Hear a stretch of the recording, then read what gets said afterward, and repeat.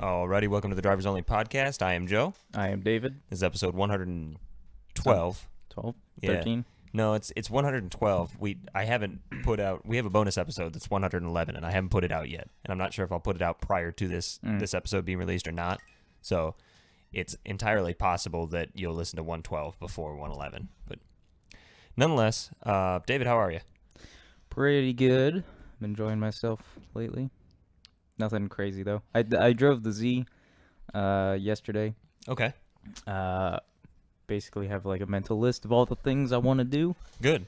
Can we go over it? Sure. It's, I don't know how interesting it is. It's sort of the basic stuff to make a car good, but It's different from what we normally talk about, so yeah.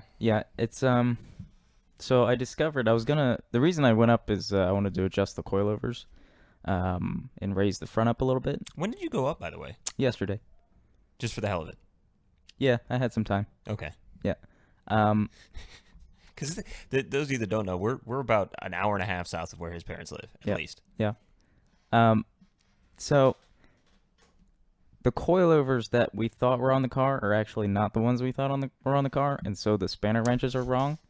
Is that a good thing? Are they worse or better The coilovers? good thing is they're the better model of coilovers. Okay, that's So good. so the rear is a full coilover. I think both have helper springs. But I guess there's still you can only adjust, there's only one adjustment. But I went to change the ride height, and I need the spanner wrenches with a peg, not a hook, for some stupid reason. I guess they were like, these ones with the hook work really well. Let's change it for no obvious reason, I would love for all coilovers to have just a universal wrench. There's no reason for them to all be different. right? It's just, if it works, why? I don't know. It doesn't make any sense. But yeah, and as I was jacking the car up, I sort of jacked it up to where I thought it should ride. And I thought it looked pretty good, because even when you're in the car, you can feel that it has some rake. Yeah, And that, I don't know about you, but that bugs me. rake in particular. Yeah, if it was You feel- squat, you you'd feel be like all you're right. kind of sitting up and looking down. It's just weird. Yeah. And it's probably only, it's not a big difference. And I measured it. It's like 3/4 of an inch that I need to raise the front. Yeah. But it feels weird. How did the Y quality? The Y quality improve? The ride quality is fantastic on the highway.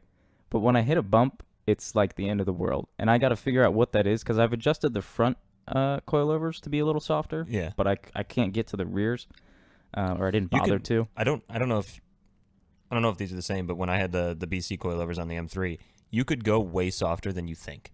Yeah. Oh yeah. I went pretty much full soft on the front, just a couple notches off full soft. But again, I have no idea what the rears are set to.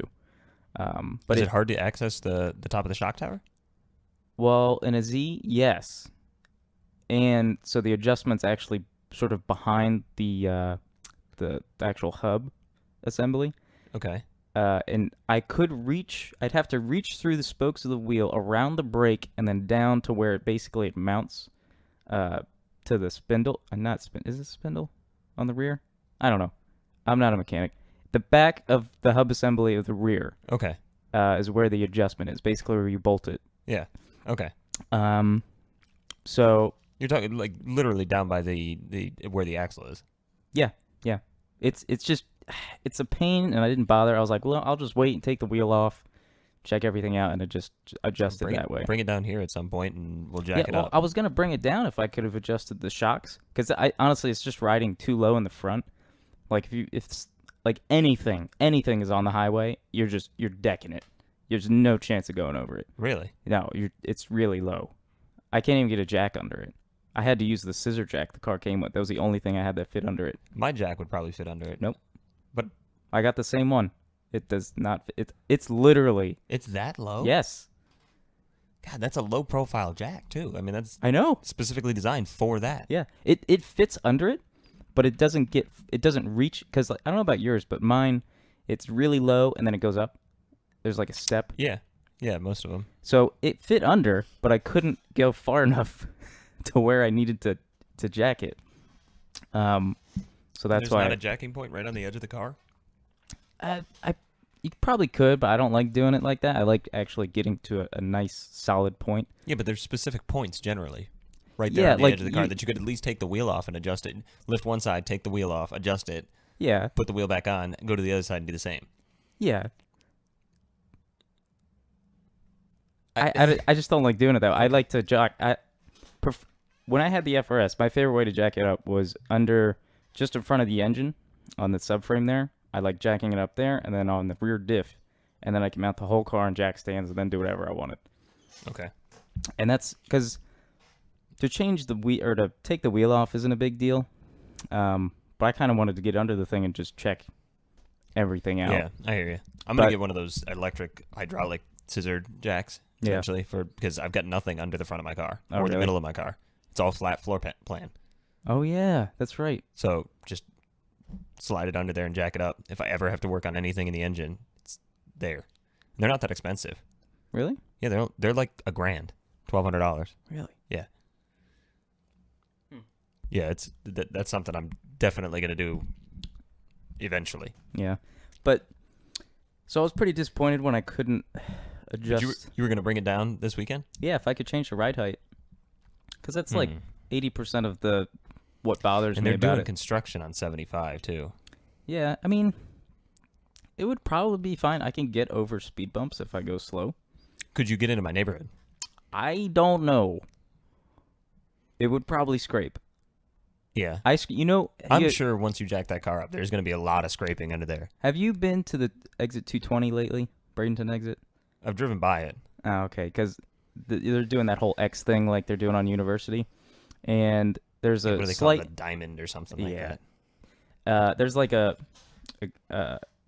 very small hill. Not even a hill, like a bump.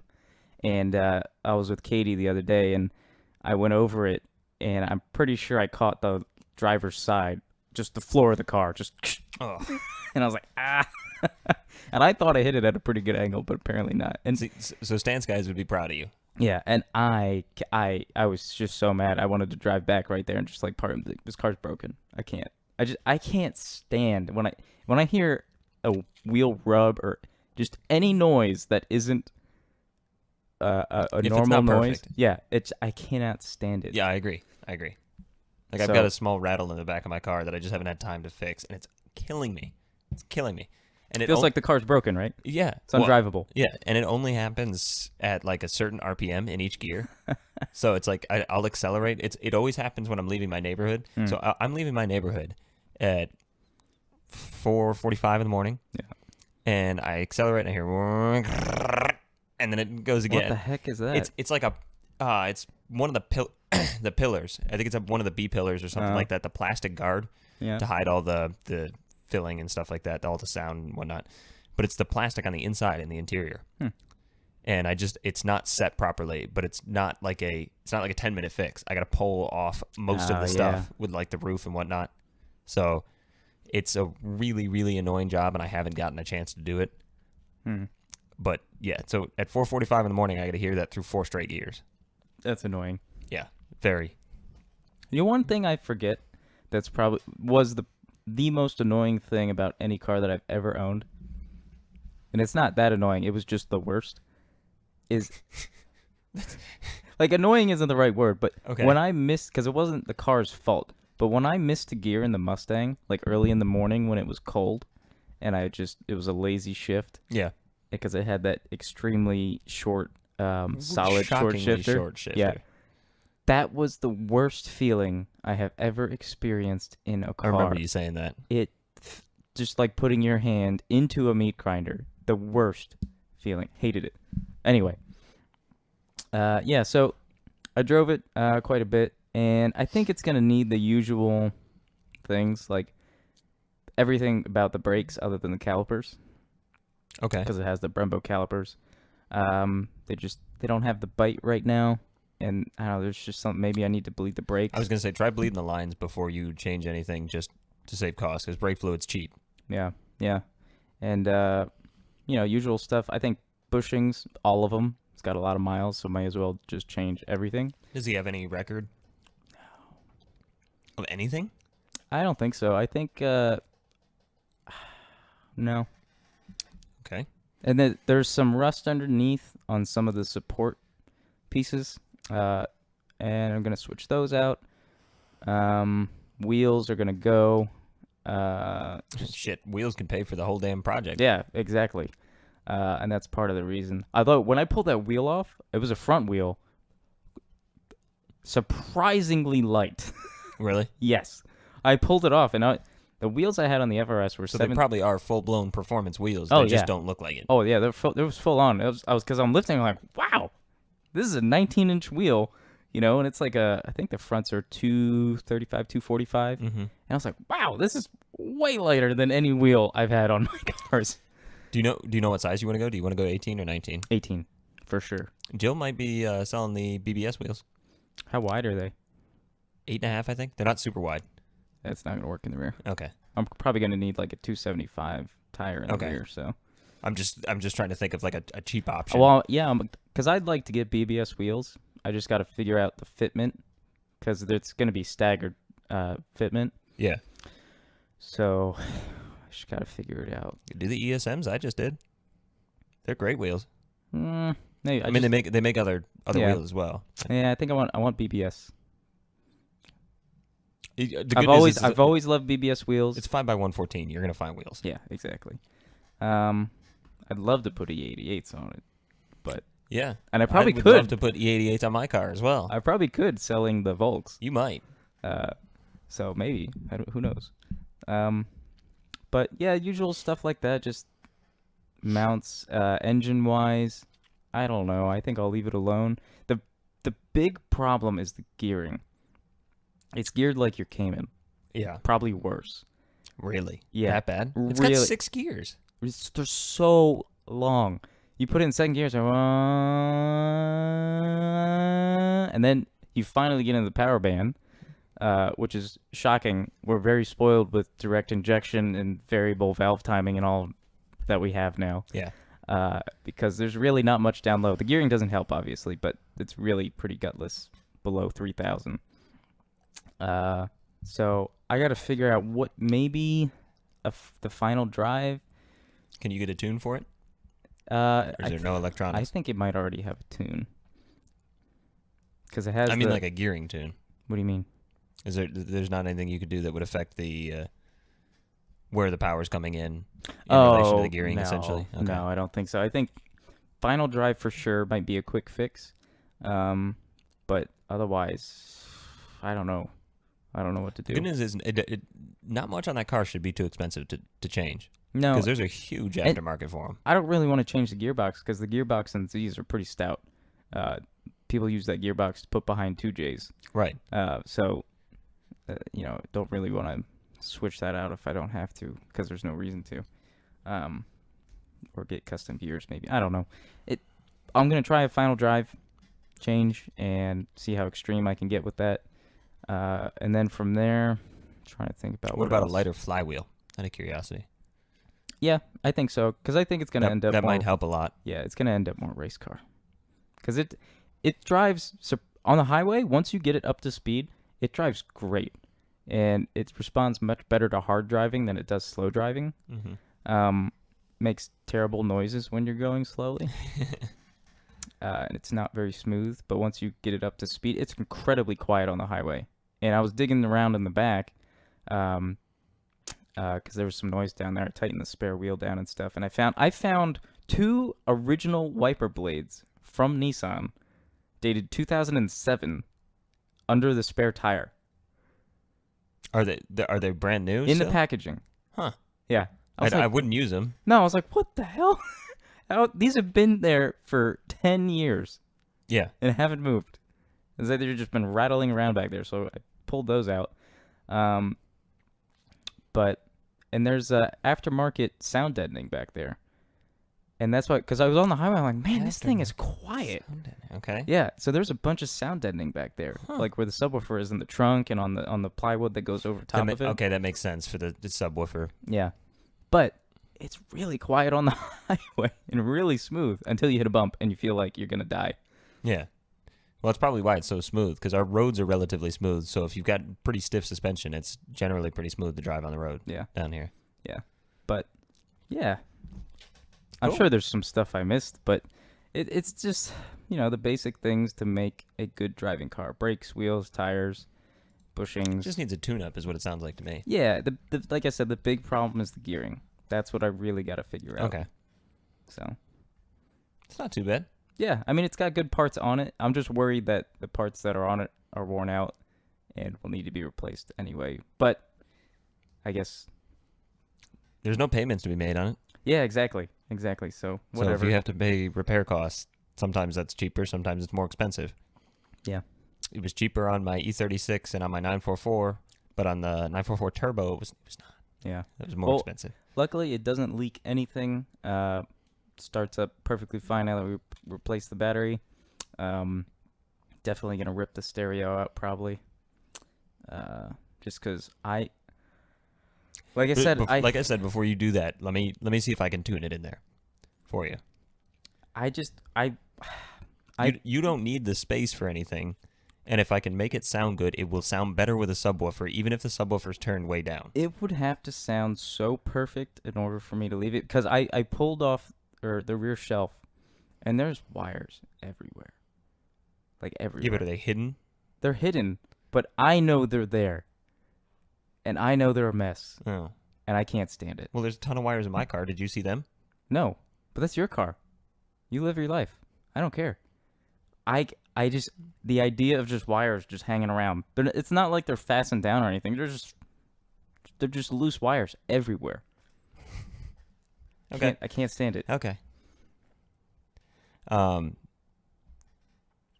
enough. I don't know where to go with that one. I know. To each their own. It's not reasonable, but I just don't like it. So what's the likelihood of you using that as the next car then? Probably pretty good. I think I'm still gonna get a cheap daily, Okay. something like a GTI or I had a thought the other day. What? Because they are insanely cheap. Mm-hmm. Why not get an Abarth? Makes a really good noise. It's not Yeah. immensely comfortable, but it would be more comfortable than your Miata currently is. So it's still an upgrade. Here's the thing. You're not gonna like this. Okay. I like dual clutch gearboxes, and if I did have a daily, I don't think they have a dual clutch in that. no, I think it's either an automatic or a manual. I want a dual clutch daily. Well, if you get a GTI, then I know a set of wheels you can use. Yeah, exactly. But yeah, I was looking at that A3s. I don't know. I thought about maybe a BMW. Like a 235i. You know, But it's you a could slippery lease slope. You could lease a 235 or a 228, I bet you, for Yeah. pretty cheap. You'd But- have to make payments, but it'd be cheap. Yeah, it's amazing the slippery slope I go down if you tell me, hey David, get a cheap daily driver for 10 grand. In about 20 minutes, I'll be looking at 235i's for like 25 grand.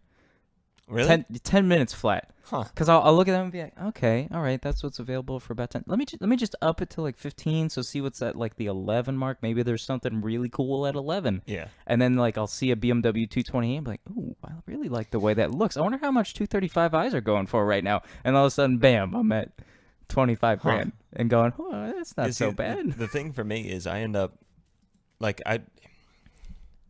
So I've had like second thoughts about my Cayman just because I don't have any way to move my dogs.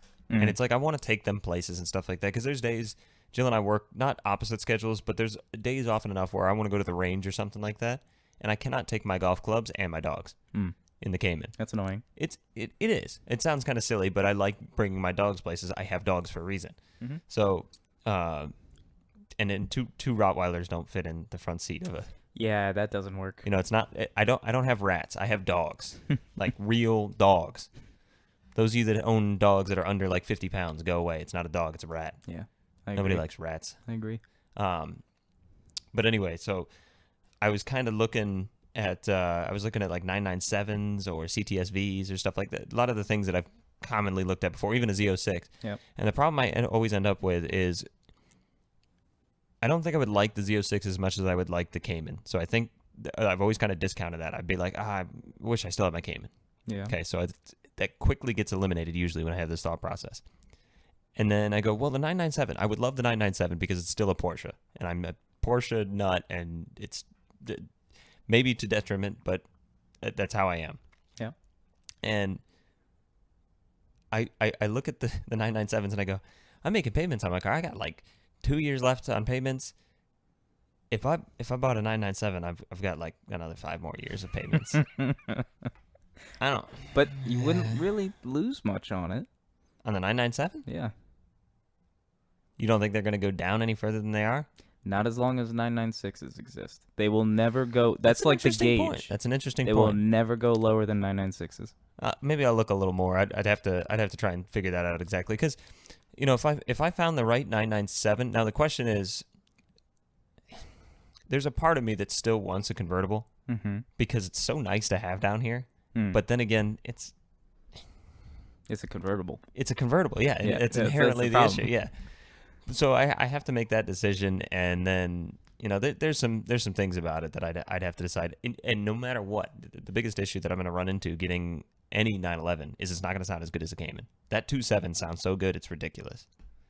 911 sound really good, but that is so much higher pitch than the rest of the 3.4s and stuff like that. Yeah. And it just sounds so good. Fair. And it looks really good too. Is that the only problem though? What, the sound and the look? Yeah. It's pretty big issues. I mean, that and I don't want to make payments for any longer. I mean, if I wait 2 years, essentially, what's the value of 997s right now? They seem to be anywhere from like. Last time I looked, they were like maybe 30s, like low 30s. No, it's usually anywhere from 25 to 30 is a pretty is where I would be looking. And I think my car, according to NADA or KBB or any of those, is like around the 15, 16 mark. So it's like, you know,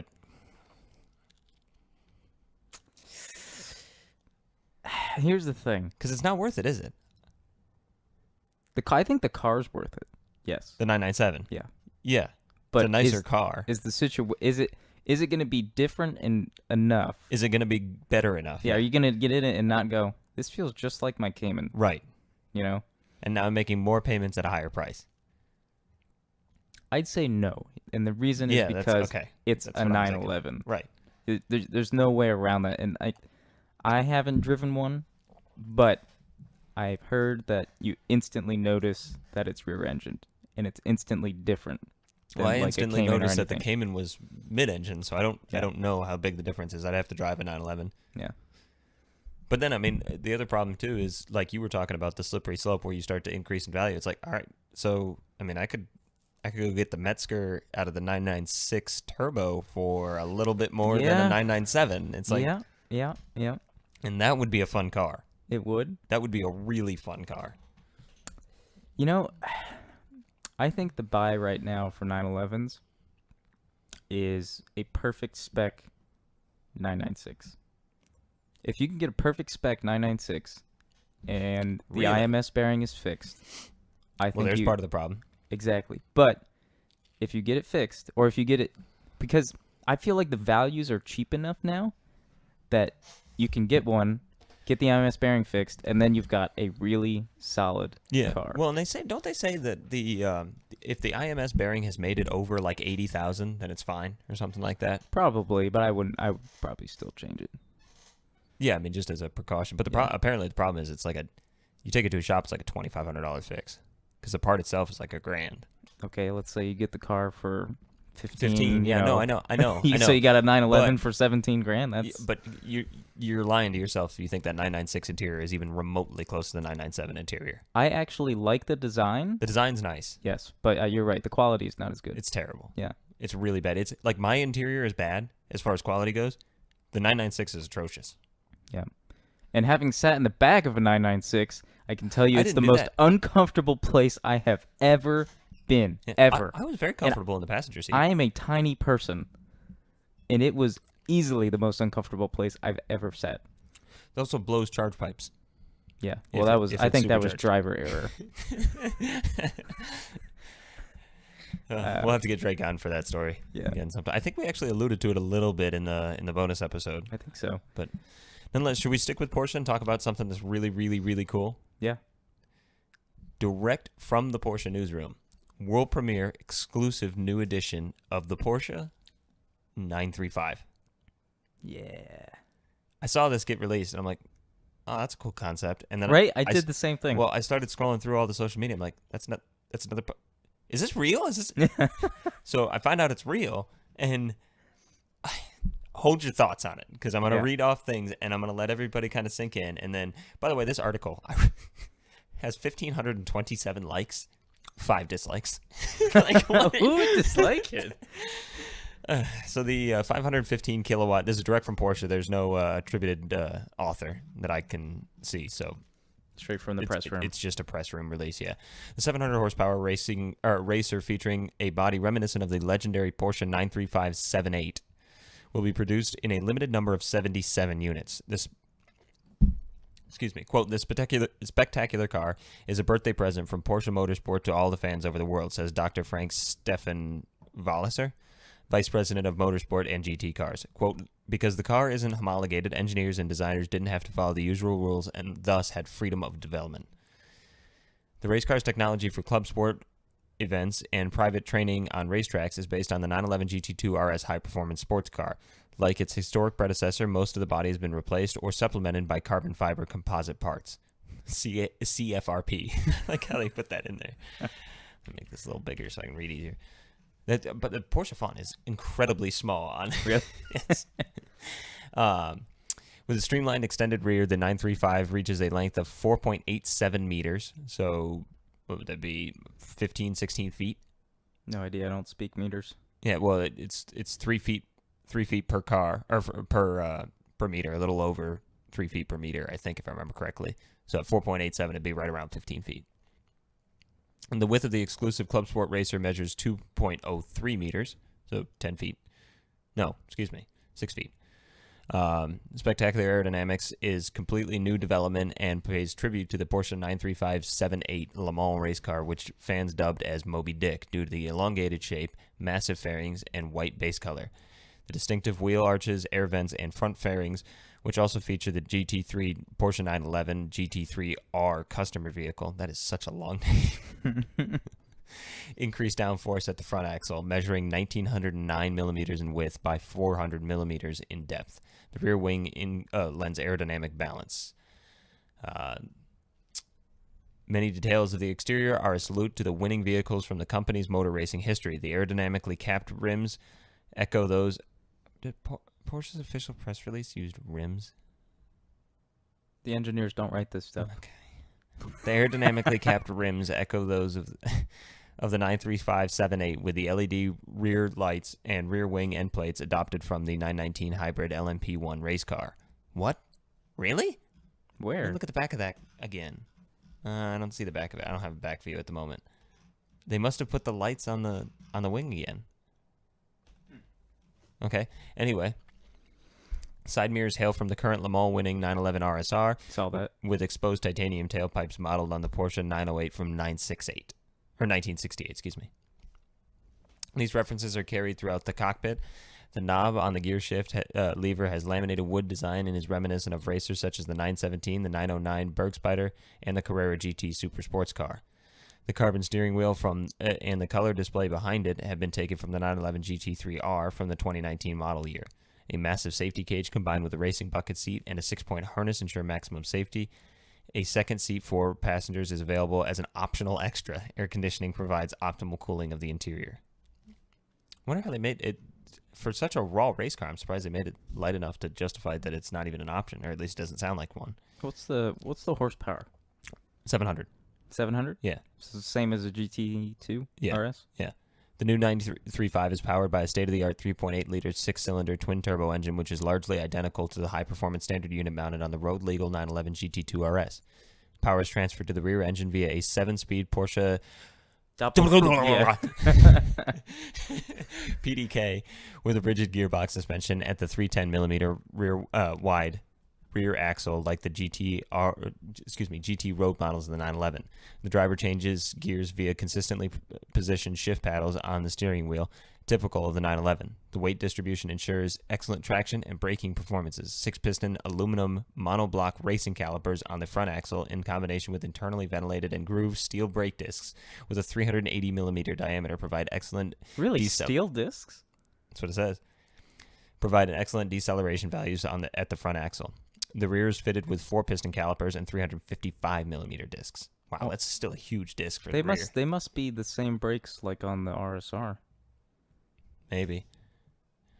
Like That's road weird. legal 911 GT2 RS, the 1380 kilogram 935 is equipped with PSM, Porsche Stability Management, including traction control as well as anti-lock braking system. Thanks to the so-called map switch, these assistance systems can be adjusted separately or switched off completely depending on the driving situation. What is 1300 kilograms? It should be like 2,700 pounds, right? 1380 times 2.2. 27, 28. 2760. So here's the technical description. Concept: single-seater, near standard, non-homologated race car. Basis: Porsche 911 GT2 RS 991.2. Weight and dimensions: 2,700 pounds. Length: 4,800 millimeters. Width: 2,000 millimeters. Height: 1,300 millimeters. Wheelbase: 2,400 millimeters. Engine: water-cooled 6-cylinder aluminum twin-turbo rear-mounted boxer engine and rigid suspension. 3,800 cc stroke 3,800 cc stroke is 75.5 millimeters with a bore of 102 millimeters. 700 horsepower. 4-valve technology with camshaft adjusted and valve lift switch over VarioCam Plus. VTEC. Variotech kicked in, yo. Electronic engine management Continental SD9 or SDI9, excuse me. DMSB approved 100 cell metallic catalytic converter. Why does it have a cat? Barely 100 cell. Why though? Wonder if it was for noise. It's a road car. No, it's not. Didn't they say it I was thought road they're legal? race only. It might be race only.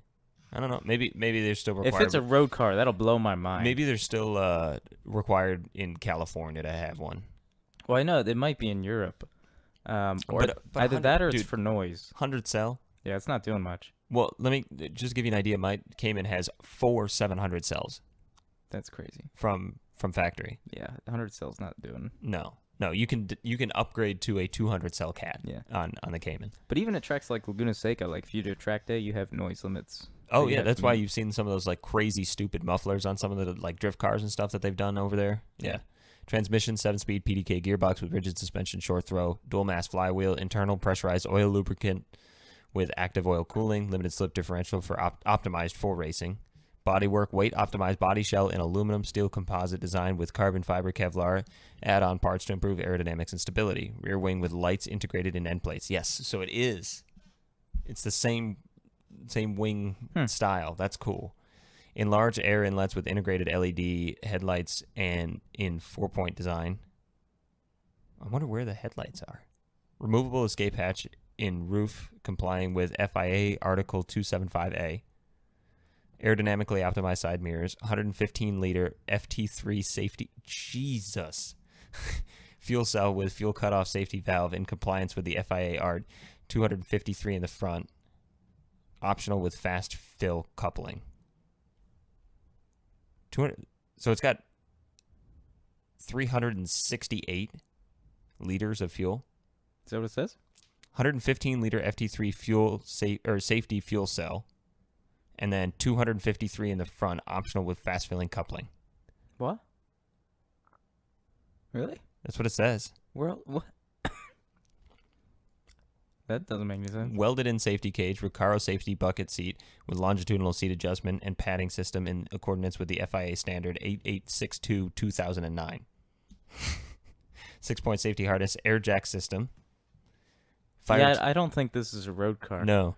Fire extinguishing system with electronic release unit. Suspension front axle McPherson suspension strut.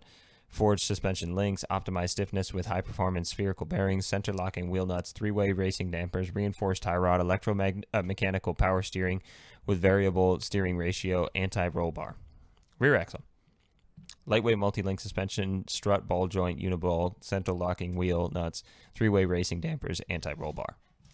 Brakes, 2 separate brake circuits for front and rear axles adjustable via brake balance bar system. Front axle 6-piston aluminum monoblock racing calipers with anti-knockback piston springs. Steel brake discs internally ventilated with 380 millimeter diameter racing brake pads optimized for brake cooling ducts. Rear axle 4-piston aluminum monoblock racing calipers with anti-knockback piston springs. Steel brake discs internally ventilated with 355 millimeter diameter racing brakes optimized with brake cooling ducts. All right, got all that? And we're almost there. Electrical system instrument cluster consisting of a Cosworth ICD with integrated data logger, sport chrono watch, and boost gauge in a vintage finish. Yes, there is a sport chrono watch. It's where your essentially where your left hand goes on the vent. CFK multi-function steering wheel with pit speed limiter and quick release coupling. It has a pit speed limiter. How cool is that? Yeah. PSM with ABS, traction control, and electronic stability control. Able to be completely switched off. Center console map with, map switch to adjust the ABS, ESC, TC, and switch between preset tire circumferences. Porsche track position race app, integrated lap trigger, lightweight lithium-ion battery, emergency cutoff switch in cockpit outside left of windscreen, tire pressure monitoring system, and AC. Front axle one-piece lightweight alloy forged wheels, 18 by 11.5, with a 15.3 offset of 15.3 with center locking nut. Michelin Transport tires, 2965 R18. I don't know that measurement. I don't get that. It's an 11.5-inch wheel in the front, so it's probably got a 305 in the front, and then in the rear it's a one-piece lightweight alloy forged wheels, 18 by 13 in the rear. Jeez. With a -10 offset. Color aggregate gray, or agate gray. I don't even know how are you supposed to pronounce it. AGATE. Agate. Gray water-based paint, optional Martini livery. Vehicle price €701,948. So Woo! almost the same in the US dollar. They're pretty similar. Woo. A little pricey. Yeah. A little pricey. They'll sell everyone, no problem. Takes race fuel. No. Yeah, that's what it says. Okay. So after that myriad of information, thoughts? It looks damn cool. Oh my god, dude. It looks so good. I saw it and I was like especially the face-on shot. Yeah. Oh my good dude, it is one of the best looking cars I have seen in so long. I didn't think it would look that good. Let me pull up.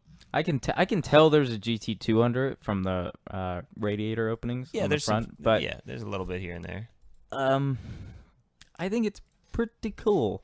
I thought it was a concept at first, or at least like a one-off that we're like, oh hey, look, this is cool, and then that's it. But I'm surprised that they're actually building some.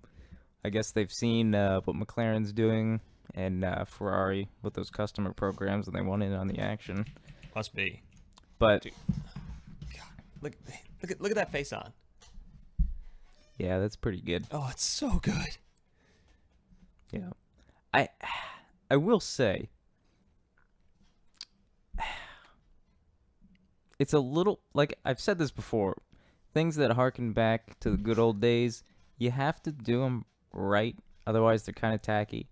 And I think this is pretty good, especially because it's based on a Moto GT2 and it's meant to be sort of what the 935 was, right? Which was rear drive, twin turbo, crazy machine, right? Which is what the GT2 is. I like that.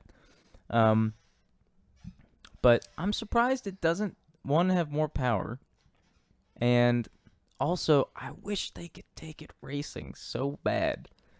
You know, like what does that say about racing right now? That's the problem. I don't think it's inherently the race car. Yeah, I think it's companies are making more interesting track day cars than they're making race cars. Does that not allude right to the article that I wrote a couple of months ago about how Porsche is showing how restricted racing development is? Yeah. When they were doing the 919 Evo run. Yeah. Same thing. But like seriously, think about it. We got the McLaren Senna, not a race car. Right. The McLaren P1, not a race car. LaFerrari, the 918. Yep. This, you know, why? So what do we have racing? We have the 911 GT3 RSR. Think about that for a second. The Ford GT's cool. Yeah, it is. But think about that for just a second though. What you were saying, if you look at what Porsche is going to do, if they're going to build a race car to compete, let's say you're going to put out the McLaren Senna, or even the P1. This is the fastest Porsche. Yeah. This would nuts, man. This is faster than the 918. This would go up against the Senna. Imagine that. I would love to see that. Oh God, I'd give anything for that. IMSA, please, if Yeah. you're listening, goodness Screw gracious. DPI. Okay, you need Not even screw GT1. DPI. Just have a random prototype series in there. I don't care if it's slower than the DPI cars. Well, they used to have. That's sort of what. I don't remember if that's. My history on IMSA is not that great, but there used to be sort of where 935s were the top tier, and then you had like the. Yeah, but this probably isn't faster than a DPI car. No, But I also no, don't care if it is. no, but that's not the point. Right. Give it 1,000 horsepower, and say, if you can keep that 1,000 horsepower GT car on the road, you deserve to Yeah. win. You know, it's not like I don't have as much of a problem with the power. I mean, it's 700 horsepower. The car weighs 2,700 pounds. I have a problem with the power. Could you because imagine having almost 4 times the amount of power my car has, and weighing the same? I understand your point, but race cars have stagnated for so long. Like, you know, the original 935 had at least 800 horsepower. Did it really? Yes. And so it's just kind of like, really, we can't have 1,000 horsepower race cars now? Okay, Like, okay. I Well, I didn't think it had that much. I didn't Oh, yeah. realize it was that close. 800 horsepower is a 4-speed gearbox. Yeah. Jesus. So as soon as the boost kicked in, you were Yeah, spinning. And you were just time machine, and then you shifted, and then. But Turbo Leg's fun. I miss Turbo Leg. yeah, but you know, I just think I don't know. I don't when, feel. when I the don't street, feel like they missed the ball with this though. No, no. I really don't. I think they absolutely nailed it. It's so cool. I'm glad they made it. I don't have any problems with it as far as what it is. Like it is just. I feel like Porsche is just consistently going. What do you guys want? You want Moby Dick again? All right, we'll do it. Like, does that not just? We said the same thing with the 919 when they were doing the raw version, where they're just like, let's unleash it. Yeah. Guys, let's see how fast this can go. We can do that. I Yeah, mean, that's okay. I mean, what else are you gonna do with a car that's had the series implode on itself? You know. yeah. But no, I think I would just love to see it go racing. Oh yeah. Well, it'll probably end up. There will be some rich bastard that will put it in PWZ. What's Because that? you can Pirelli World Challenge. Can't you put anything in the Pirelli No. World Challenge? Which They're GT3 cars. There's like 911 GT3Rs in there, McLaren 650s. And the problem with the other problem with this is there's only 77 of them. It's a weird number, by the way. It's a weird number considering this is Porsche's like 70th birthday, isn't it? Yeah, I thought there'd be 70. Yeah. Very strange. Maybe there's like 7 random Porsche employees that are getting one too. Or something. I don't Yeah, know. one day, 30 years from now, it'll be like, this was one of the 7 cars delivered to blah, blah, blah. Yeah. Yeah. You know that's The going to other happen. 70 customer cars and then this. Yeah. Yeah. But no, it's extremely cool, and It looks so good, man. yeah. They nailed the looks. I didn't think a slant nose with the current cars would look as good as it does, but Well, it's also the wide body. yeah, the wide body. If it didn't helps. have the wide body, it'd look weird. I still think it looked pretty good. That face on though, I mean that is face on. That is one of the best looking cars I've ever seen. God, so I gotta stop looking at it. Okay. Anyway, let's talk a little bit of Formula One really quickly. Antonio Giovinazzi has been announced as driving alongside Kimi Räikkönen at Sauber. So that moves Marcus Ericsson into the reserve driver slot. He's decided to not take a position with another team. He wants to stay with Sauber. I don't know why he stayed with Sauber, if it has anything to do with the fact that there wasn't other teams available or what.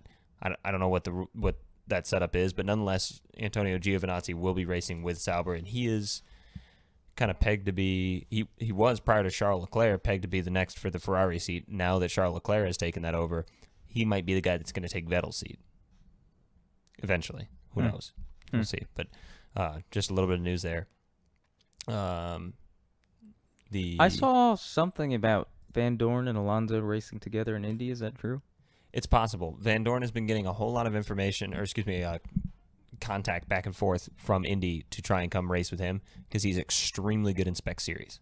I think I heard something the other day. I don't know if it's correct. I haven't done the research to check and make sure it is correct. But from what I heard was that he has never lost a world championship in a spec series.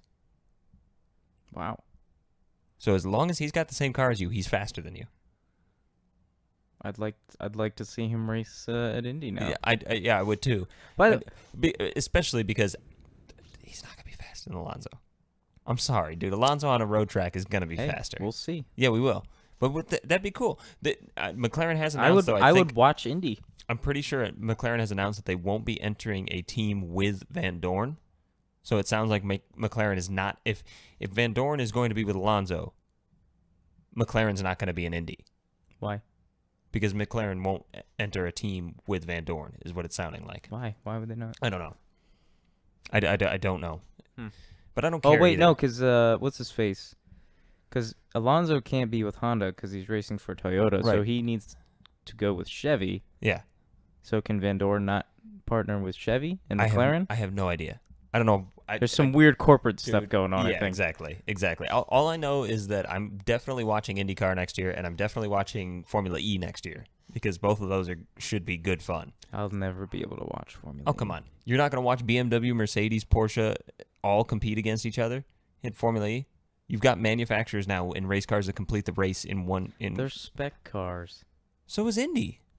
Yeah, but Indy, I'm not watching for the cars. I'm watching because Alonso's there. Yeah, but we just watched the Watkins Glen race. That was great racing. It was not. I mean, they weren't immensely talented, but it was pretty fun racing to watch. It was okay. I don't know. It's more exciting than a lot of the F1 races we've had this year.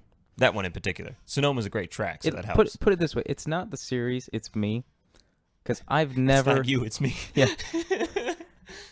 I've never watched racing really for the racing.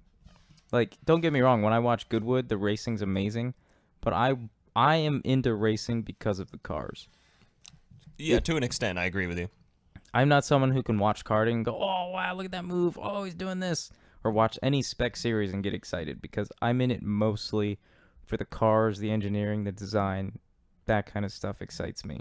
Not so much just genuine racing. To me, that's like a byproduct. That's something I go, oh, wow, that's cool. But I'm the same way until the racing has the appearance of it going to be very good. So, like, if you get in a race, like, let's say we're watching a Formula One race, and you get to, like, lap 45, and there's a bunch of buildup, and then nothing happens. I'm like, God damn it. That sucked. Because I'm waiting for now the racing. Like, there's no way around it. I want the racing at that point. Mm-hmm. But I think I like racing a little bit more, not the sport itself, but the idea of cars racing against each other a little bit more than you do, because I've always been a big, like, Australian V8 supercar. They're not very spectacular cars, but that is phenomenal racing. Yeah, and I don't disagree there. It's just I've never, I don't get excited about people either, really. There's very few people.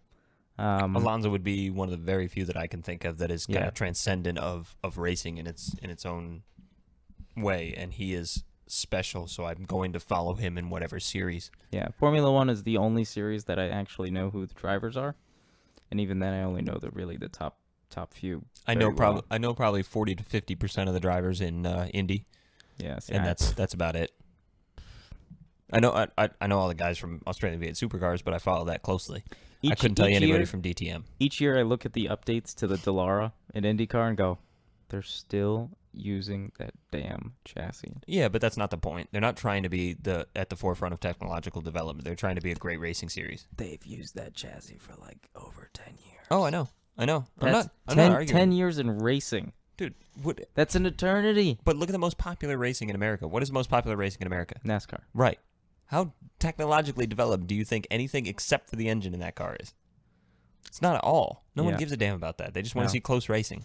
No, they want to see crashes. In NASCAR, they want to see crashes, yeah.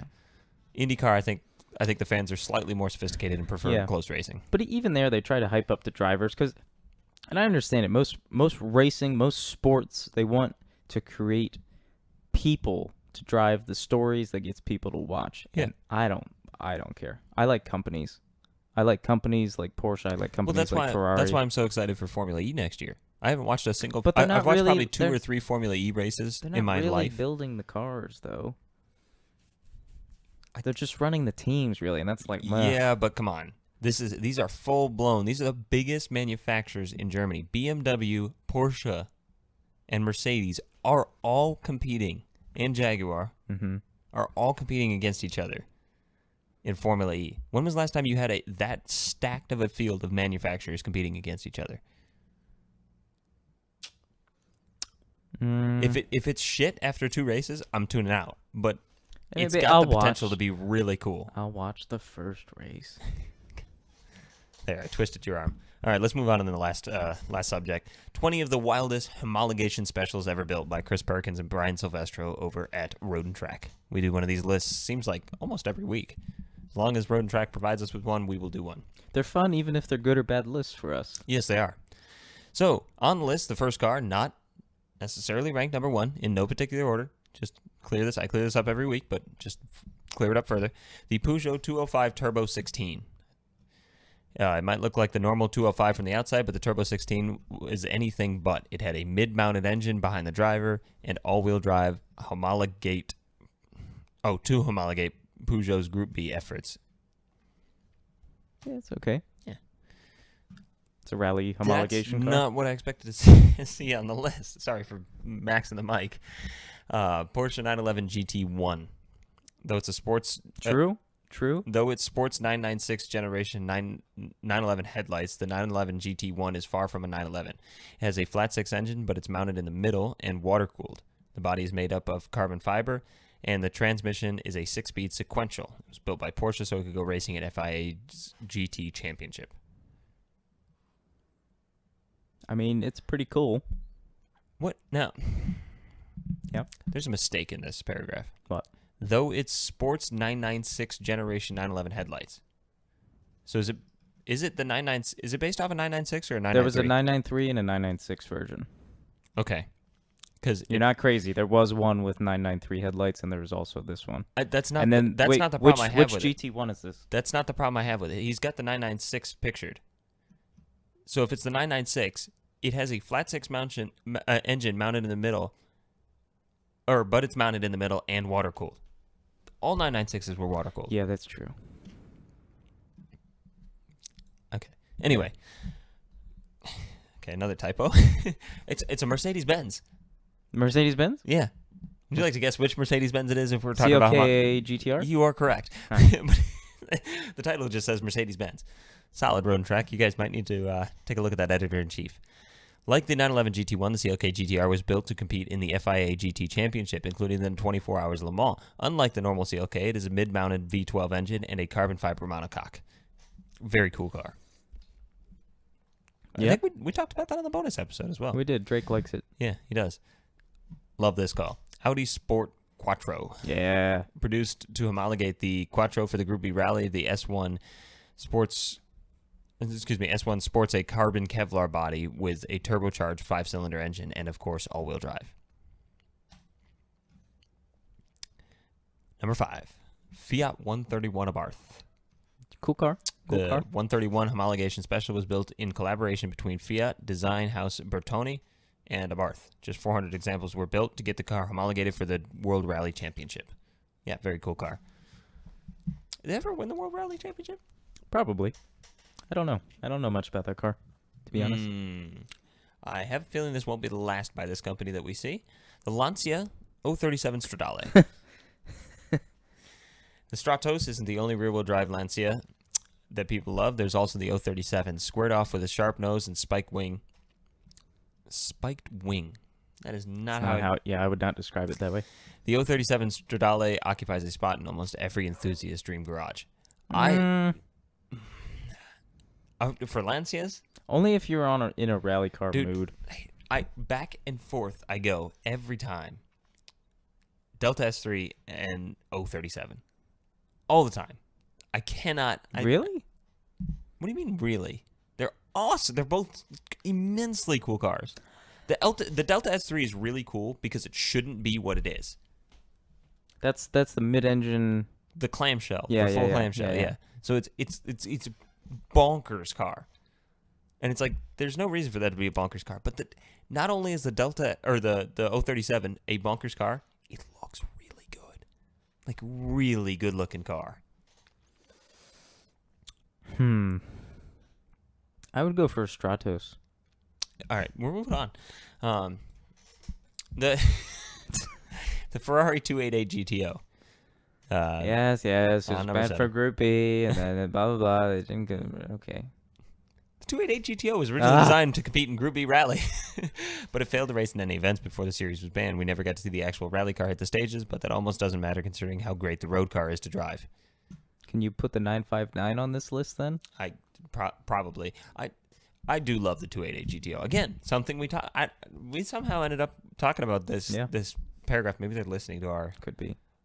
NSA. That's where they got the idea. It's the NSA. Okay, not what I expected to be on the list. Number 8 on the list, 1969 Chevrolet Camaro ZL1. Aha. A loophole in Chevy's custom ordering process let a handful of dealers order the baddest Camaro imagined back in 1969. It had a big block 427 V8, like many other Camaros, only its V8 was all aluminum and designed for Can-Am racers. There were plenty of fast Camaros in the late 1960s, but this was totally unhinged. The 427 is isn't it like an 8.5 liter engine or something like that? 7 liter? 7 liter. It's giant. Yep. That's what the. Is that it? I thought it was bigger than that. No, it's 7 liters because that's what the Corvette CO6. Because the 302's 5 liter, right? Yeah. Okay. 7 liter engine. Mm-hmm. It's funny how I mean even Americans of our age though do not do cubic inches anymore. Oh no. My dad understands cubic inches better than he understands liters. Nope. Your dad's probably the same way. Yep. He probably hears 427. He goes, I know exactly how big that is. Yep. I understand that if you say 427 or 383, I know it's big. Yeah, I know like I could say, oh, that's a small block, that's a big block, but yeah, the only reason I know you can have a big block, like Chevy 350, can't you? You can get big blocks. Can you? You can get big blocks or small blocks of different kinds of engines too, because it refers to the bottom end of the engine. It's not my area of expertise. I think if I remember correctly, I don't quote me on this because I don't know for sure, but I'm pretty sure you can get big blocks and small blocks of various different types of engines because it doesn't necessarily refer to the block doesn't refer to the displacement of the engine. I know that sounds the crazy. Physical size of the block? Yeah. I don't know. Don't quote me on this though. Anyway. We'll move on. All you need to know is that 427 is 7 liters, 302 is 5 liters. Okay. And then you can figure out everything from there if it's big or small. Well, the good news is at least the numbers correlate. So as you go up in cubic inches, it's a bigger engine. Yeah. And when you go to a drag event and they say 880 cubic inch, it's a big damn engine. That's what you need to know. I am really glad this is on the list because I would have been concerned if it wasn't. Okay. 2017 Ford GT. Yeah, I agree. The homologation special is mostly dead today, but Ford brought it back with the spirit of the new GT. From the outset, it is abundantly clear that Ford had top-level racing in mind when it designed the new GT. The street car's engine is adapted from the Daytona prototype power plant, and the GT... Which is just a Raptor engine. Yeah. Yeah, a lot like the... just like the Lightning. Yeah, the Lightning was in the Ford GT beforehand, yeah. Yep. Drake. Same thing. The GT road car might not be as raw and untamed as some of the other cars on this list, but it is philosophically similar. I kind of disagree with that last statement. Not that it's philosophically similar, but it's not as raw. For today's standards, it is really raw. Oh yeah, completely. It gives it makes no attempt to be a normal car. It's not compromised. Yeah, there's exactly. no compromise. It sounds like crap. It's not. It's loud, totally uncompromising, and they only built 500 of them. It will go down as one of the coolest cars. Yeah. And it's really good looking. Oh, yeah. I just wish it sounded better. I just wish it had a V8. That's my only problem with it. I think... I don't even care about the sound. I think with time, the sound won't matter as much because the story of it winning in Le Mans will be more important. See, that's where I'm at. Really? I'm already there. My problem with it is that it's a Ford G. It has a GT badge and it doesn't have V8. Every time I see one, though, I'm just like, wow. Oh, dude, it is striking as hell. And pictures do not do it justice. No. It's so low. It's so low. And the gaps. Yeah. The gaps from the flying buttresses and stuff, they don't look that big in the pictures. They are massive. You could crawl humans through those. You saw the one at Daytona, right? I've seen several, yeah. Okay. They're very cool. Very, very cool cars. Okay, another good one to have on the list. 1999 Subaru Impreza 22B STI. Okay, typical. Another rally car. Yeah, if you're a fan of today's WRX STI, this is a car you can have to thank. Why would they?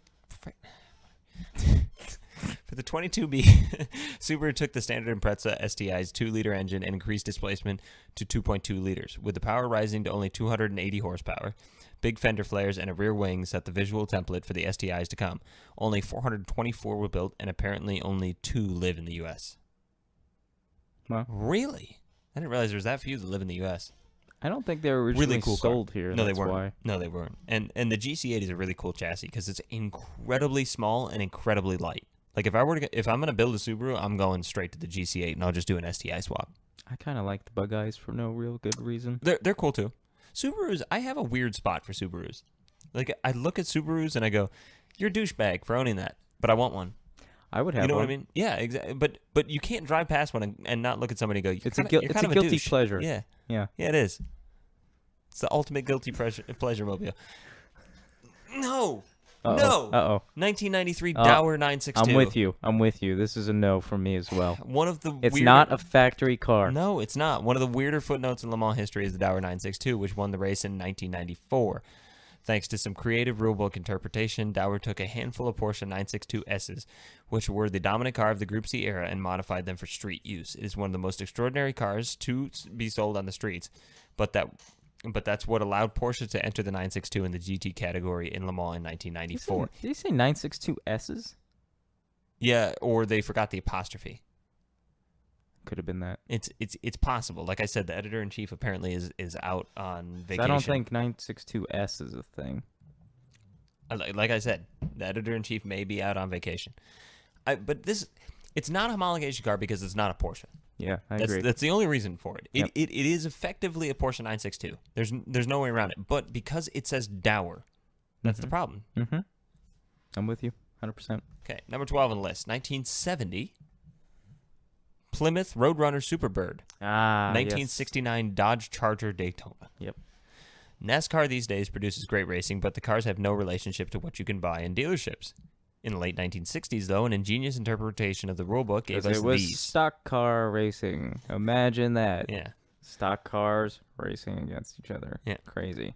The Plymouth Roadrunner Superbird and the Dodge Charger Daytona, these bewinged NASCAR racers, were so good they were effectively banned in 1971, but not before a handful of highly desirable road cars were built, one of the greatest icons in the muscle car era.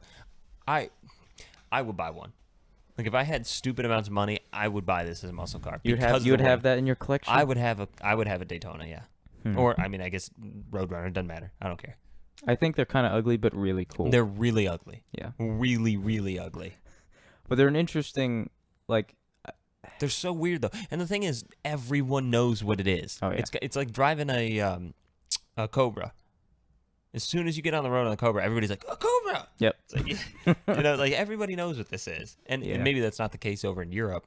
I would imagine it's probably not the case over in Europe if you have one of these, but it's still it's. Could you imagine that in Europe? No. No. I would love to have one in That Europe. is the most American thing on the planet. Wasn't it Top Gear when the original 3 were still there? Didn't Hammond bring like a Z01 to Europe or something like that? Or was that maybe Grand Tour first season? I thought he brought like a giant American muscle car. Obviously he drove a Mustang, or Clarkson drove a Mustang, but I thought one of them drove something super American over there that was just wide, brash, and loud. I don't remember. He's driven a few muscle cars in, like, I don't remember if it was Top Gear or if it was like one of those spin-off DVDs that they made.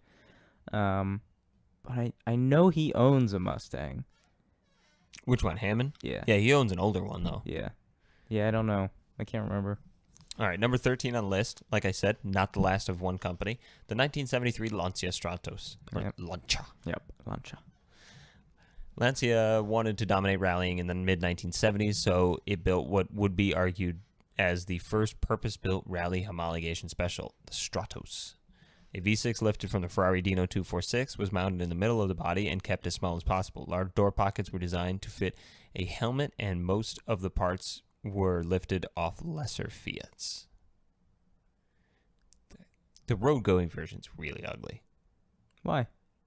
Because it doesn't have the wide wheels. It doesn't have anything that like. Without those rally wheels, And I the think wing, it looks kind of The wing's weird. really important, but Oh yeah, it has to have the wing. It's totally not balanced if it doesn't have the wing. yeah, it looks like. Yeah, it's weird. It literally looks like a kit car. Because it is. Yeah, I mean it pretty much is. But it like if I were to say build me a kit car, and then somebody brought this, I'd be like, you built a kit car. Yeah. There's no question of it. Yes. 1998 Toyota GT1. The FIA GT1 class produced some of the best race cars in the mid-1990s thanks to a loosely interpreted homologation requirement, some of the weirdest street cars too. The Toyota GT1 was especially crazy because unlike the 911 GT1 and the Mercedes CLK GTR, the GT1 road car built was totally unlike anything else Toyota sold. It was a street car in the loosest sense, but a street car nevertheless. It is ridiculous. Yeah, it's really cool. It looks... It's a prototype. It's the closest looking thing to today's version of Prototype Challenge or LMP2 cars, essentially. Yeah. Time to make Drake happy. 1984, Ford RS200. Oh, jeez. Ford took the same general idea behind the Lancia Stratos that a small mid-engine car makes good rally racer and updated for the 1980s. The result was the stunning RS200. Ford engineered a truly wild drivetrain for this car consisting of a mid-mounted turbocharged Cosworth four-cylinder that sends power to the front-mounted gearbox. A center differential sends power to all four wheels. So the RS200 layout is essentially like a Nissan GTR going backwards. Yeah, it's... 222D. Another good one. This will make you happier. 2001 BMW M3 GTR. The V8 one? One of the defining characteristics of the E46 generation M3 is its This sing-song wasn't- straight six. But when BMW took that car racing, it decided to take a slightly different route with the engine. The M3 GTR used a V8 due to insane rules, but other teams cried foul, forcing BMW to make a road car with a V8. BMW only built a handful, which were never sold, before pulling the M3 GTR out of competition. Yep. It is so cool, man. Yeah, I would take one of those, and it's like, you want to talk about a dream collection? Yeah, that's a unicorn right there. Yep.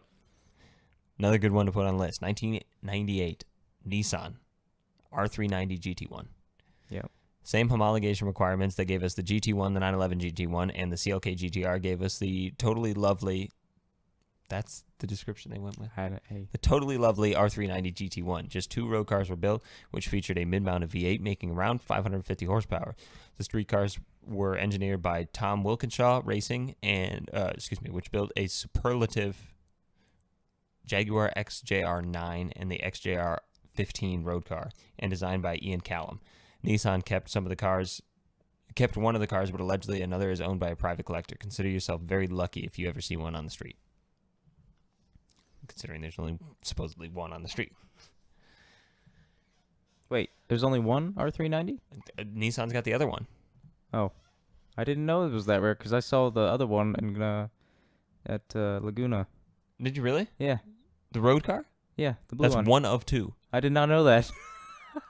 That's pretty cool. That's like remember when we went to Cars and Coffee in Sarasota and the guy's got one of two factory Carrera GTs in white? Yeah, in white, yeah. Yeah. And that was before the Porsche bubble, and it was worth like $1.8 million. I can't imagine what that's worth now. I don't. Jesus. The 1997 Mitsubishi Pajero Evolution. Is this the little Baja? No, not Baja. It's like the SUV. Dakar SUV thing? Say Mitsubishi Evolution, and immediately images of Tommy Mäkinen throwing the Lancer Evo around the car, Lancer Evo Rally car sideways spring to mind. It's not the only Mitsubishi to wear the Evolution badge, though. Mitsubishi built 2,500 Pajero, I think, is probably how you'd pronounce that, Evolutions to homologate a more durable and competition-focused truck for the T2 class, which featured stock production cars in the Dakar Rally. Beefed up suspension and 276 horsepower from a V6 and other off-road goodies helped Mitsubishi win the Dakar overall in 1998.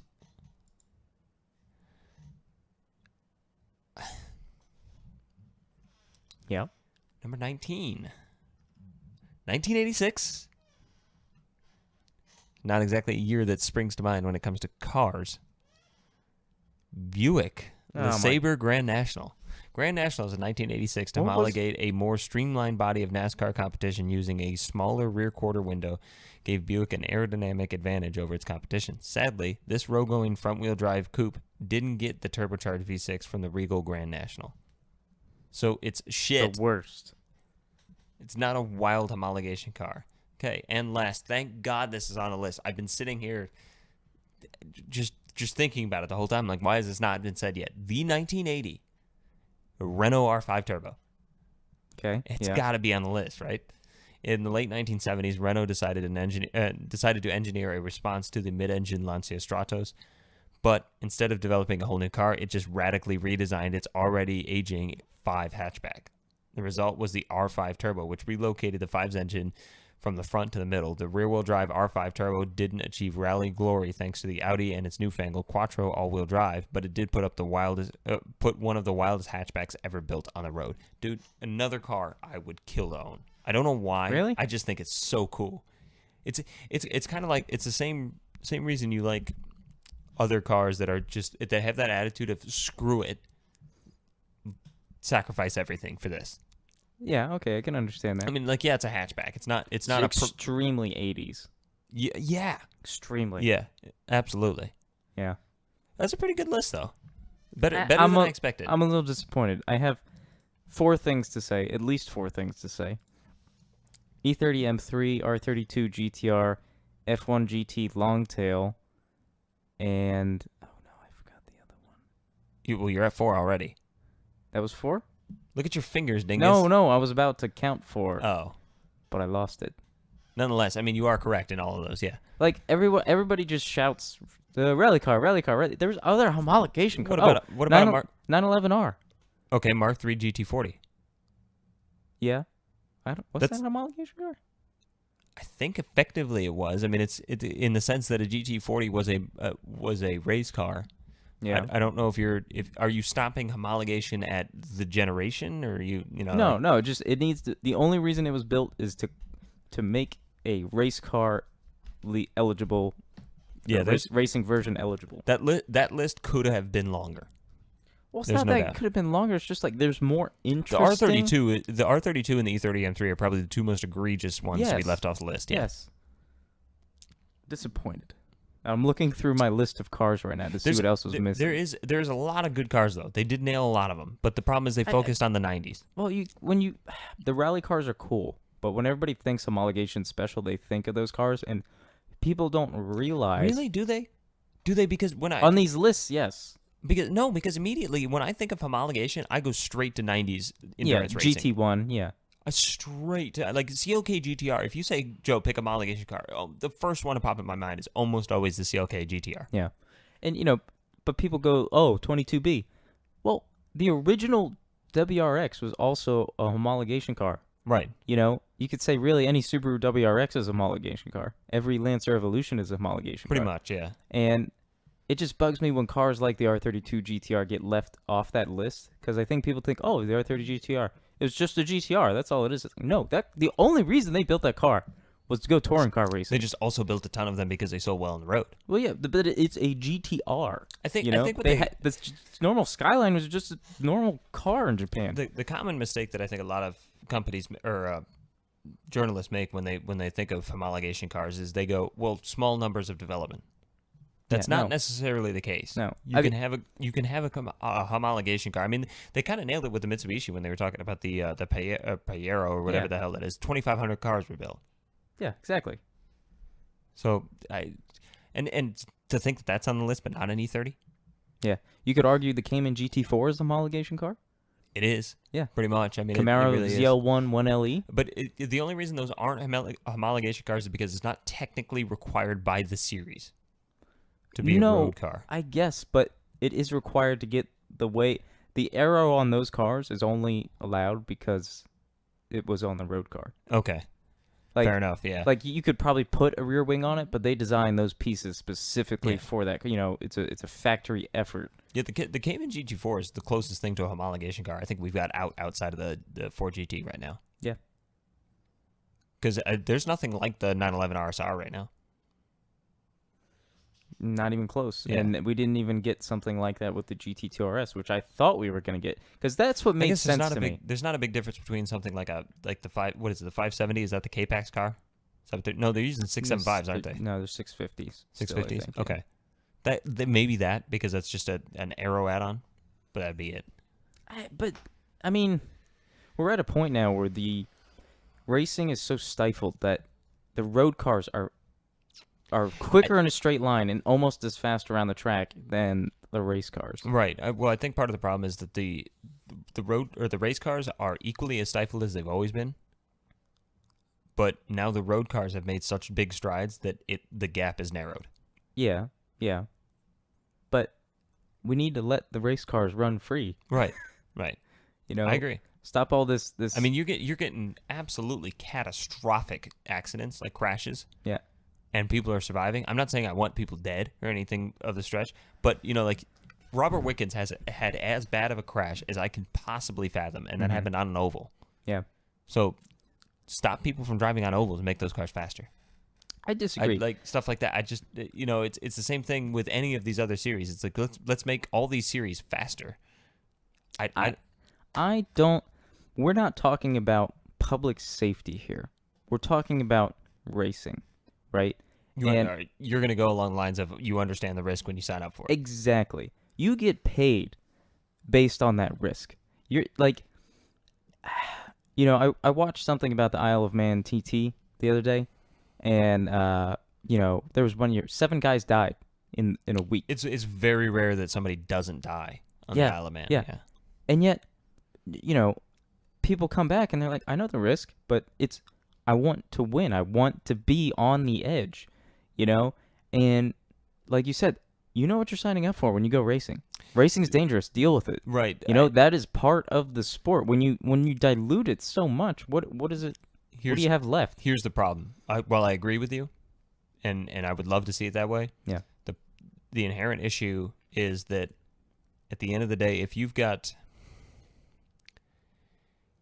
the Isle of Man were bigger outside of racing, it would be banned. Yeah.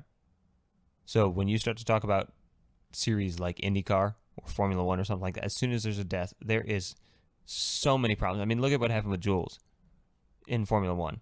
That was the flukiest death you could possibly end up with, and that didn't even happen on the racetrack. Yeah. And they have got to fight bad publicity for years. IndyCar has to do it all the time because they're stuck on ovals. And they end up killing themselves. But that's part of the attraction of the sport. I don't think the death is. I think the risk. It's the risk. The risk, I agree to an extent, yeah. Like you almost have to be watching. It's a very touchy subject. It is, but it shouldn't be. When you go watch a bullfight, you're not thinking, that guy shouldn't be risking his life. You're thinking, wow, this dude's nuts. If he's willing to do that, okay. Like it's...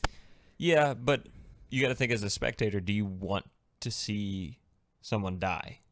No. That's what they're trying to remove from the sport. And I'm not sure that's the right way to do it. I'm not sure that necessarily that's a good thing. Well, you should But always... I think what they're trying to do is protect the fans by protecting the drivers. Death is a part of life, and I think if we try to dilute everything to the point where it's just, what is it called in school? No touch football, like with the flags. Flag football. Yeah, that's stupid. I think that's dumb. Okay. When you reach a certain level, you have to be. Well, they play full contact football if you're playing competitively. You're only playing in but recess. You see what I'm saying though. Imagine if football, because they even have problems in football now with they're getting concussions and stuff. It's football. They're gonna get concussions. That's like in boxing saying they're messing up their brains. Obviously, they're fighting. Yeah, they've been punched in the head. That's the point. Like, I don't. Yeah. And it's. I'm not saying people should die. I'm saying they should. Correct me if I'm wrong, but what you're getting at is we should take the same mentality that we use with curative drugs, as we take that mentality and apply that to sports. What do you mean? When was the last time you heard a drug commercial that didn't have side effects that sounded almost as bad as what you're curing? What are you trying to say, though? So what I'm saying is our society is totally okay with the idea of, there's risk of and all these horrible things. Yeah. Just an elongated list of these terrible things that could happen to you if you take this drug, but it might cure this one thing. Yeah. So we're okay with that as a penalty. But what we're not okay with is the risk as a penalty for doing the sport. Yeah. Doesn't You make any understand sense. what I'm saying? Like, like you get where I'm coming from. You're now. you're willing kind of to a loose take the correlation. risk of like making the sport stupid, Right. So you're willing just to have no deaths. Right. So you're willing to take the risk of whatever the side effect of that drug is to cure this. Yeah. But you're not willing to take the risk of death or concussion or broken bones in a sport for competition's sake. Yeah. Stupid. It's I mean, yeah, we could get even not even political, just strictly psychological on this and how soft society has gotten, but that doesn't really cater to our But podcast. it's not even necessarily. I mean, I guess you could say soft. It's just that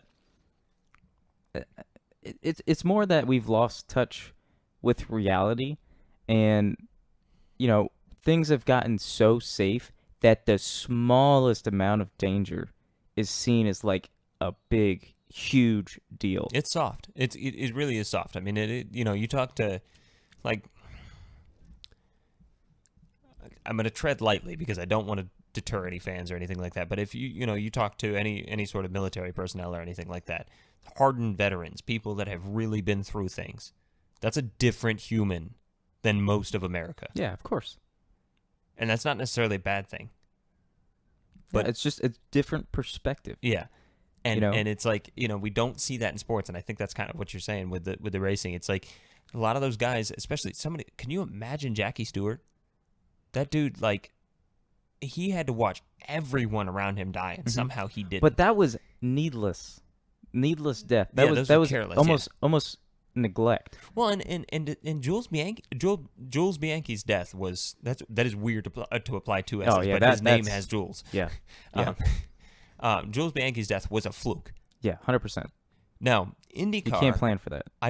I'm not sure I can justify the deaths in IndyCar, because I don't think that the risk in that, like, that's the only problem I have with that sport.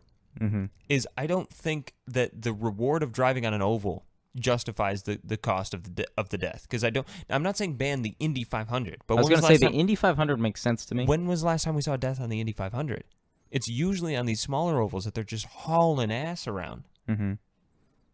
We had that one that was really bad. There's always bad accidents. There's always bad accidents. But it's almost like once a year there's somebody at least hospitalized for a long period of time. Put it this way. Because it was on an oval. Yeah, I was watching, I think it was an Elon Musk interview. I can't remember if it was Neil deGrasse Tyson or Elon Musk, but I think it was Elon Musk. And he was saying, like, why do we do what we do with science and space and all this stuff? And because people are like, well, what does it really get us? Why can't we just accept what we have now, the level of technology, da-da-da? And he used this metaphor of, well, why did the caveman leave the cave? Why didn't they make the cave perfect? And he's like, because the solutions are beyond the cave, And it's like right now in racing, it's, oh, well, the cars are super safe, the tracks are super safe. And it's like, okay, yes. But if we let the cars go faster, we'll learn more. They'll crash at higher speeds. We'll learn how to make the cars safer at those higher speeds. We'll make the tracks safer at those higher speeds. If you stay stagnant, everything will stay stagnant. You have to push the boundaries, and that's what racing's about. We will never learn anything from this point unless we push further. I agree. And it goes right back to what we were talking about with the 919 and how just genuinely restricted those vehicles are. Yeah. Could you imagine a full-blown raw F1 car, how fast that would go around a track? Imagine the actual benefits to road car technology that we would have if we had true prototypes. Right. Or true race cars. Yeah, no, I agree. I mean, look at the strides that we made just from the 90s to the 2000s. I don't think it's a coincidence that we were going almost full unlimited in racing at the time. Yeah, and look, I mentioned this briefly earlier. Let's look at the McLaren 650 road car and the race car. The race car is like 550 horsepower. The street car has 650. The street car has hydraulically linked brakes with suspension with no anti-roll bars, carbon brakes. The race car has steel brakes and conventional suspension. Yeah. What the hell? Yeah. The street car is more advanced than the race car. Right, it's back asswards. Yeah, absolutely. No, that's my rant. I love it. I think it was an important rant to have. I liked it. So nonetheless, those of you that like this show, I thought this was probably one of our best podcasts we've had in a long time. I feel good about this one. But if you want to get in touch with us, follow us on all over social media. It's going to be Drivers Only USA on Twitter, Facebook, and Instagram. Drivers Only USA on YouTube as well. I've been uploading all the episodes to YouTube. And by all, I mean the last 2, because it's when we started uploading them. So I will continue to do the same. We get a handful of views, not a lot. Please subscribe. I know it sounds silly and petty for me to ask for, but it does help immensely on both iTunes and on YouTube. On iTunes, it helps us gain more listeners. So the more listeners we get, the better content we can start to provide you. We can start to kind of move towards like a video podcast or stuff like that if that's what you guys are interested in. But the more we have... We need a table. We need to make a table. Yeah, I mean, we can... But that's the kind of stuff that when all of a sudden we're getting a ton of listeners, we can justify the costs of it. Yeah. So, we got plenty now. We got more listeners than I would have ever imagined we would have had. But the more we get via people just clicking the damn subscribe button, the more it helps. So please follow us and subscribe to us in every way you possibly can. Outside of that, David, you can end us on a single word. Rensport.